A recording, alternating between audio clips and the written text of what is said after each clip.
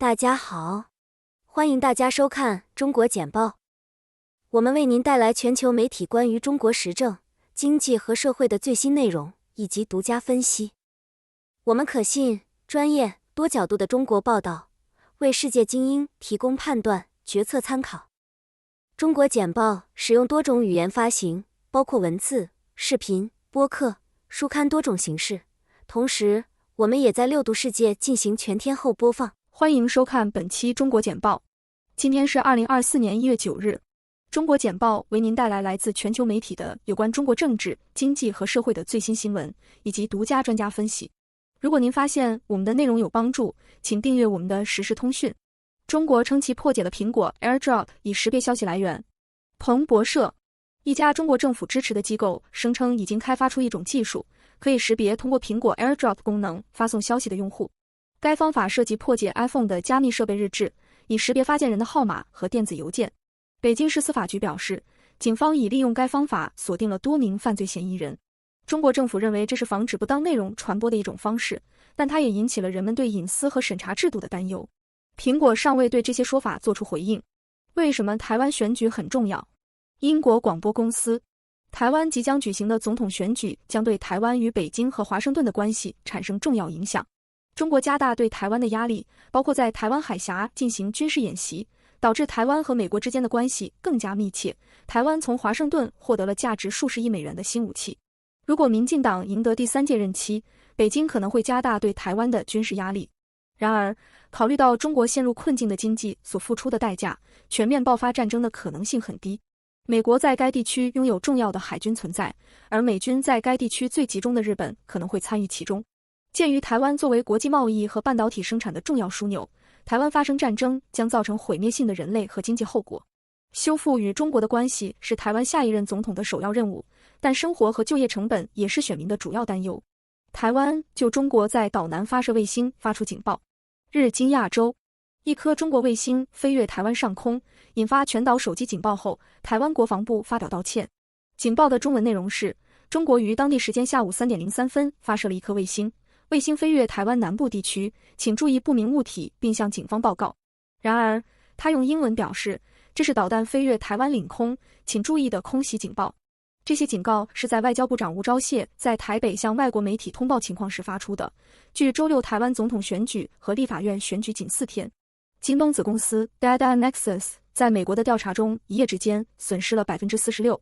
南华早报，与京东相关的按需配送公司 Data Nexus 在内部审计发现可疑数据后，其股价已损失 46%。Data Nexus 在2023年前3个季度的账簿中发现了价值 1.4 亿美元的可疑收入和成本。这项调查可能会进一步削弱投资者对中国互联网股票的信心。消息公布后，京东股价也下跌 3%。Data Nexus 已向当地警方报告了这起潜在的欺诈案件，并正在与第三方机构合作进行独立审查。法治将引领中国走出经济泥沼。南华早报，中国经济已经陷入停滞，今年的增长预计仅为 4.6%。该国的产权仍未得到充分保障，导致一些富有的中国人转而在新加坡设立家族办公室。对辅导行业的严厉打压导致国家被视为任意行事，这削弱了人们对社会契约的信心。房地产行业也受到了影响，开发商的财务杠杆在未经协商立法程序的情况下就被画出了红线。文章认为，改革举措可以恢复经济信心，包括稳定的监管和充分保护产权。王毅，中国将继续探索与美国的正确相处之道。南华早报，中国外交部长王毅表示，中国希望塑造以和平与多边主义为基础的国际关系新格局。王毅表示，中国选择了一条合作与正义的道路，而不是对抗和强权政治的道路。他还表示，中国致力于合作共赢，反对单边主义、保护主义，反对逆全球化。王毅发表讲话之际，中国经济放缓以及与西方的紧张关系造成了越来越大的压力。他还强调了中国维护领土完整、促进国家统一的决心。台湾总统候选人赖清德表示愿意与中国重开谈判。美联社，台湾主要总统候选人赖清德表示，在北京近8年拒绝与台湾沟通后，他希望与中国重新开启对话。不过，赖也承诺维持台湾事实上的独立，并在面对中国威胁时加强国防威慑。中国要求台湾领导人在重新开放接触之前承认对该岛的所有权主张。赖清德是即将举行的总统选举的领先者，民调显示他远远领先于主要反对党国民党候选人，后者主张最终与中国统一。爱因斯坦探测器，中国发射强大的太空 X 射线天文台。南华早报，中国成功发射了爱因斯坦探测器，这是一个旨在监测夜空中闪光的新一代 X 射线天文台。该天文台将使用模仿龙虾眼睛结构的宽视场 X 射线望远镜来观察大面积的天空，并识别以前未知的 X 射线源。它还将使用后续 X 射线望远镜放大这些源以进行高分辨率观测。爱因斯坦探测器将有助于加深对中子星碰撞和黑洞吞噬伴星等宇宙事件的理解。该天文台是由中国科学院研究人员领导，欧洲航天局和马克思·普朗克地外物理研究所贡献的联合项目。中国市场20年来最差开局，交易员押注高股息股票。南华早报，中国投资者正在转向高股息股票，以应对该国陷入困境的股市。中证股息指数追踪上海和深圳交易所100家股息支付记录良好的公司，今年迄今已上涨 2.3%。相比之下，基准沪深300指数已下跌近 4%， 这是自2003年以来最糟糕的一年开局。投资高股息股票被视为一种保守策略，在市场情绪疲软时会受到青睐。中国批准卫材和百健 Biogen 联合开发的阿尔茨海默病治疗药物 Leqembi。美国雅虎，卫材和百健 Biogen 宣布，他们的阿尔茨海默病治疗药物 Leqembi 已在中国获得批准。该药物是一种抗体，旨在从阿尔茨海默氏症患者的大脑中去除一种名为贝塔淀粉样蛋白的蛋白质的粘性沉积物。Leqembi 是第一种被证明可以减缓阿尔茨海默病早期患者病情进展的治疗方法。该药物已在美国和日本获得批准，两家公司正准备于卫材2024-25财年第2季度在中国上市。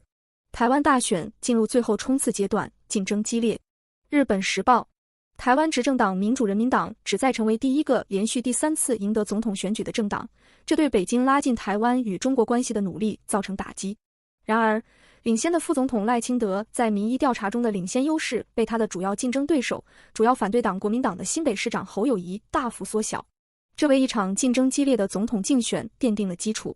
佐科威将在菲律宾与马克思讨论南海问题。彭博社，印尼总统佐科维多多表示，南海局势以及贸易问题将成为访问马尼拉期间与菲律宾总统小费迪南德·马克思讨论的话题之一。菲律宾是印度尼西亚的重要合作伙伴，拥有大量投资和国防设备采购。近几个月来，南海紧张局势加剧，两国船只在争议海域对峙。印尼外长雷特诺·马尔苏迪表示，印尼愿与包括菲律宾在内的所有东盟成员国共同努力，尽快敲定南海行为准则。该行为准则旨在避免争议水域发生冲突。中国声称对南海拥有主权，包括其他东南亚国家也声称拥有主权的地区。经济疲软，新冠疫情肆虐可能导致2023年中国人口再次减少。美国雅虎，由于严格封锁突然结束后，新冠相关死亡人数激增，预计2023年中国人口将连续第2年下降。由于性别不平等和高昂的育儿费用等因素，该国的出生率自2016年以来一直在下降。此外，青年失业率创历史新高，公务员和办公室职员的工资下降，房地产行业出现危机。预计这将影响中国的经济增长，并给地方政府带来更大压力。香港公司在3.2万亿美元抛售中加大股票回购力度。彭博社，在香港上市的公司越来越多地转向股票回购，试图提振股价，但由于对中国经济前景的担忧，这一策略并未奏效。基准恒生指数成员公司在2021年花费了170亿美元进行股票回购，这是至少6年来的最高水平，而且这一势头一直持续到2022年。然而，尽管进行了这些大规模回购，但由于对中国经济的担忧，香港股市仍面临压力。经济复苏和美国利率上升，习近平加强对企业的打击力度，将追捕蚂蚁和苍蝇。美国有线电视新闻网，中国国家主席习近平宣布加大2012年上台后发起的反腐败斗争力度。习近平在中共中央纪律检查委员会会议上表示，反腐败斗争将在全国范围内开展，金融、能源和基础设施等一系列行业。人们认为，习近平正试图确保他的反腐败运动继续被视为首要任务。自发起以来，该运动已导致多名高级官员被免职。字节跳动确认与腾讯及其他视频游戏业务买家进行谈判。南华早报， TikTok 母公司字节跳动已证实，正在与多个潜在买家就其视频游戏业务进行讨论。潜在买家之一是腾讯控股，按收入计算，该公司是全球最大的游戏公司。据报道，字节跳动的游戏部门 Newverse 一直在降低其游戏工作室的估值，以促成交易。该公司已花费超过1400万美元开发各种游戏，但未能从游戏投资中获得可观的回报。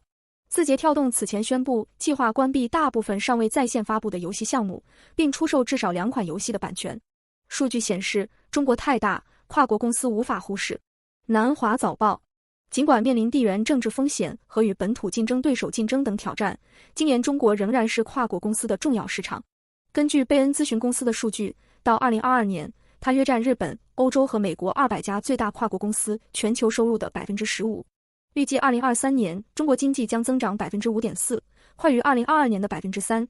中国仍是食品饮料、汽车、纺织、化工、钢铁和消费电子产品的最大市场。供应链多元化是在华外资企业的首要任务。中国和印度竞相扩大航母舰队。日经亚洲，随着印度太平洋地区的竞争加剧，中国和印度都在努力扩大海军实力。中国第3艘航母福建舰预计很快将进入海试，它配备了电磁弹射器，使飞机能够携带更多重量的导弹和燃料起飞，从而提高其航程和作战能力。中国军方希望更多的船只配备这些弹射器，这引发了人们的猜测，即中国的第4艘航空母舰可能会转向核动力。印度还计划委托第3艘航空母舰来增强其海军能力。习近平、拜登和台湾战争造成的10万亿美元损失。日本时报，据彭博经济研究称，台湾战争的损失将是巨大的，估计约为10万亿美元，即全球 GDP 的 10%。中国不断增长的经济和军事实力，台湾日益增长的国家认同感，以及北京和华盛顿之间的紧张关系，为潜在危机创造了条件。尽管很少有人相信入侵即将来临，但紧张局势和风险仍然存在。依赖台湾半导体产业的投资者、军事规划者和企业已经在采取措施对冲冲突风险。美国海军军官因为中国从事间谍活动被判入狱。英国广播公司，一名美国海军军官因向中国提供敏感军事信息以换取贿赂而被判处27个月监禁。驻加州海军基地的一名中士于10月承认传递有关军事演习、作战命令和关键基础设施的信息。他使用加密通信方式发送信息并销毁证据，至少收受14笔贿赂，总计至少14866美元。美国司法部警告说，中国积极瞄准军队中的许可持有者，以获取敏感的政府信息。美国对中国老一代芯片泛滥感到紧张。日经亚洲，美国正试图通过使用包括潜在关税在内的一切手段来阻止这种趋势，以减少对中国老一代半导体的依赖，特别是那些大于28纳米的半导体。最先进的8纳米或更小的芯片主要在台湾和韩国生产，而中国正在建设成熟或传统芯片的产能。习近平要求反腐败斗争在严峻复杂的斗争中毫不留情。南华早报，中国国家主席习近平敦促官员继续开展反腐败斗争，指出铲除腐败毫不留情。习近平在中央纪委会议上强调，要深入开展清理整顿，重点关注金融、国企、能源、医药、基础设施等高风险领域。核工程，该运动自2013年开始实施，已发现数千名腐败官员并受到惩罚。去年，中纪委共立案调查45名高级官员，比上年增加 40%。亚洲数据中心格局炙手可热，但日益复杂。金融时报，亚洲人工智能 AI 的兴起正在推动该地区数据中心的需求。然而，跨国公司在决定将工厂设在何处时面临着两难境地。中国和越南等国家的政府以国家安全的名义收紧了数据监管，这导致企业担心将数据传输出这些国家的后果。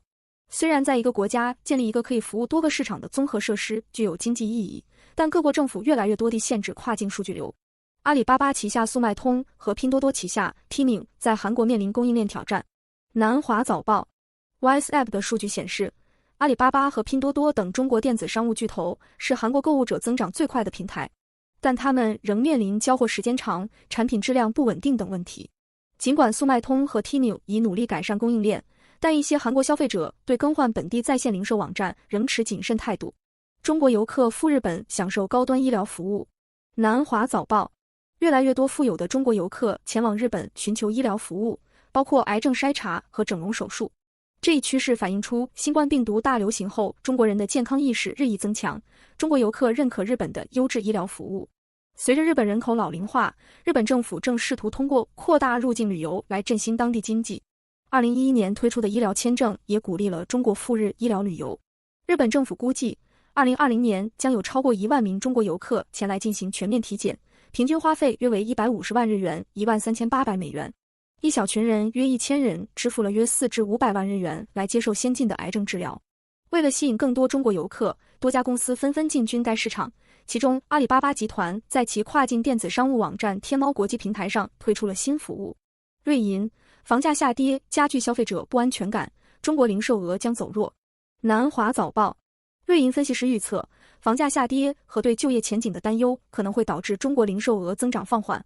2024年零售额预计将增长 5.5%， 低于2023年预计的 6.5% 增幅。房价下跌预计将对消费者信心和消费意愿产生负面影响。对工作保障和减薪的担忧加剧，已经导致零售销售增长放缓。政府可能需要推出减税和购物优惠券等举措来刺激消费。中国希望其庞大的电动汽车车队能够为电网充电。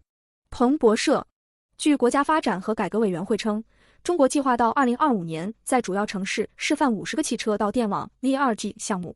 V2G 技术允许电动汽车在电力充足时充电，并在需求高时将电力反馈回电网。国家发改委希望到2025年，示范城市至少 60% 的电动汽车充电能够在需求低迷时期完成。据彭博新能源财经报道，如果中国所有电动汽车到2040年都具备 V2G 功能，它们就可以满足该国的整个高峰需求。通过中国简报了解全球与中国相关的最新新闻、分析和政策简报。我们的团队从各种来源，包括媒体、智囊团、政府机构和行业专家汇总、综合和总结最重要的信息。我们的使命是为您提供适合您感兴趣的特定领域的易于访问且极具价值的信息。我们了解与中国相关的最新动态的重要性，并致力于让我们的读者能够理解这些信息。访问我们的网站，加入对话，并了解与中国相关的最新新闻和动态。3w.6dubrief.com。 六度旅行管家，你的旅行全策划。注册或登录六度世界，点击右上角机器人按钮，然后选择六度旅行管家，就可以开始与 AI 对话了。你好，很高兴能为你服务。你打算去哪里旅行呢？我想去希腊。太棒了，希腊是一个美丽的国家。你对希腊的哪些方面感兴趣呢？比如历史遗迹、美食、海滩或者其他的？海滩和美食。好的，了解了。你有没有任何饮食禁忌或者特殊的饮食要求，比如素食、无麸质食品等？不吃牛肉。好的，我会注意在推荐餐厅时避免牛肉。你计划的旅行时间是多久呢？4天。了解了。你是打算独自旅行，还是和他人一起？这会影响到旅行的安排。与父母一起。好的，我会考虑到这一点。你的预算大概是多少呢？这会影响到住宿和餐饮的选择。1000欧一天。好的，这是一个相当宽裕的预算。你对住宿有什么特别的要求吗？比如希望住在市中心，或者希望有海景，或者需要特别的设施？希望有海景。根据你的需求，我为你找到了一些在希腊的海景酒店。这些酒店都有很好的海景，你可以根据你的喜好和预算来选择。接下来，我将为你规划一个4天的旅行行程。你希望在这4天里每天都去海滩吗？还是希望有1天或2天去参观一些历史遗迹或者市区？1天海滩，2天历史遗迹，1天市区。根据你的要求和我从网络上找到的信息，我为你制定了以下的旅行计划。第1天，海滩。你可以选择去希腊最美的海滩之一，比如 Elafonisi 海滩或 Navigo 海滩。这些海滩都有清澈的海水和美丽的景色。在那里，你可以尽情享受阳光和海滩，或者参加一些水上活动。第2天和第3天，历史遗迹。第2天，你可以参观希腊最著名的历史遗迹之一雅典卫城。在那里，你可以看到帕台农神庙和其他古代建筑。第3天，你可以选择去德尔菲，这是一个古代的宗教中心，也是世界遗产之一。或者你也可以去克诺索斯宫，这是欧洲最古老的城市之一。第4天，市区。在雅典市区，你可以参观一些有趣的地方，比如古老的坡卡区、现代的购物中心，或者一些美术馆和博物馆。你也可以在当地的餐厅品尝希腊美食，比如希腊沙拉、烤羊肉和橄榄油面包。住宿推荐。根据你的预算和要求，我为你找到了一些海景酒店的推荐。这些酒店都有优美的海景，同时也提供高质量的服务。餐饮推荐：在希腊，你可以尝试一些当地的美食，比如希腊沙拉、烤羊肉和橄榄油面包。但是请注意，由于你不吃牛肉，所以在点餐时需要提醒服务员。希望这个旅行计划能满足你的需求。如果你有任何问题或需要更多的信息，欢迎随时向我提问。